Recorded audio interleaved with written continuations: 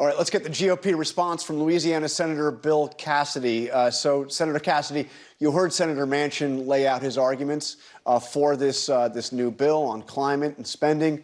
What's your response? Yeah, much of what he says is just not true. For example, they are raising taxes.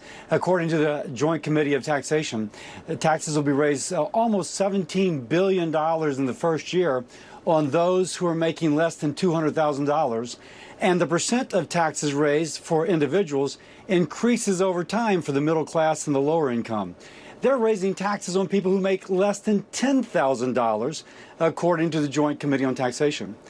And in terms of lowering the price of fuel, they're going to raise excise tax on the every barrel of oil by $17, roughly.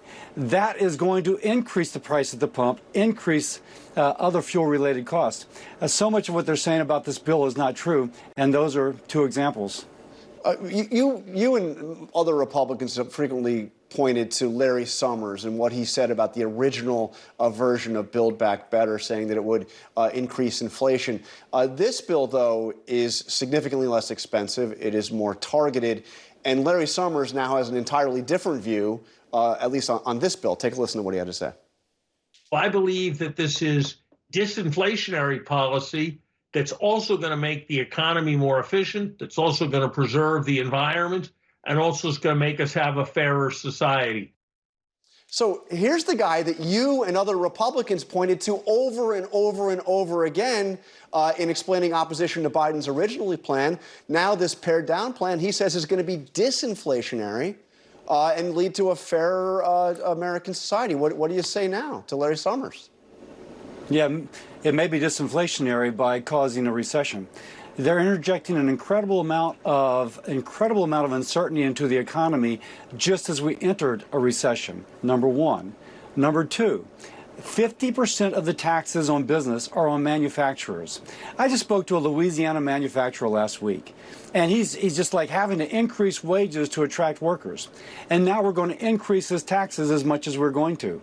Manufacturers can choose to set up in the United States or choose to move to Asia. I think what we're doing is inducing them to move to Asia. You can have a disinflationary program by causing a recession. I think this is going to lead to a worse recession. Okay, so I'm hearing you're definitely not going to be on board here. This will be all Democrats if it passes. But let me ask you about the CHIPS bill, which passed right before Manchin announced this deal, Manchin and Schumer. You were one of 17 Republicans that supported that bill to support domestic production of semiconductors. Here's what your Louisiana colleague, John Kennedy, had to say after that happened. He said, "We got our ass kicked. It's just that simple. Looked to me like we got rinky-dooed." That's a Louisiana word for screwed. So is he right? Did you guys get hoodwinked by Joe Manchin and Chuck Schumer? First, John also said that he thought we should spend the money on national defense. We are spending the money on national defense. Right now, the U.S. share of computer chip production has decreased from 40% to 15%. And if China attacked Taiwan, we currently get about the world's share of Taiwan plus China is 55%.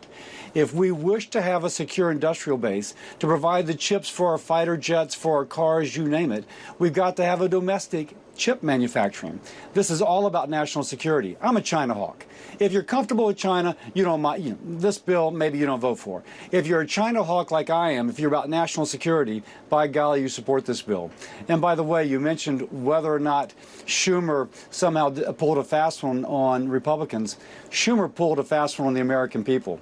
When they say it's not going to raise taxes, but 50% of the taxes raised are on those making less than $200,000 a year, he pulled a fast one on the American people. All right, and quickly, before you go, I've got to ask you about this bill to help veterans who were had toxic exposure fighting wars on behalf of our country.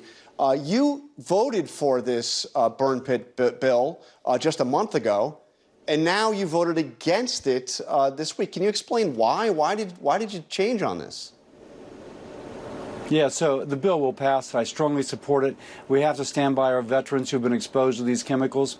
There was a drafting error, a $400 billion drafting error that Democrats promised Republicans would get a vote on an amendment to fix. They denied us that vote. So what we're asking is give us the vote on the amendment. Let us try and go after a $400 billion drafting error. By the way, more than Manchin claims that this bill will reduce the deficit by, so that we can fix that and then move on to helping our veterans. But to be clear, you did vote for it in its current form. Yes, and I'll vote for its final passage too. Okay, all right. Senator Cassidy, and I'll vote for its final passage. We appreciate your time. Coming up,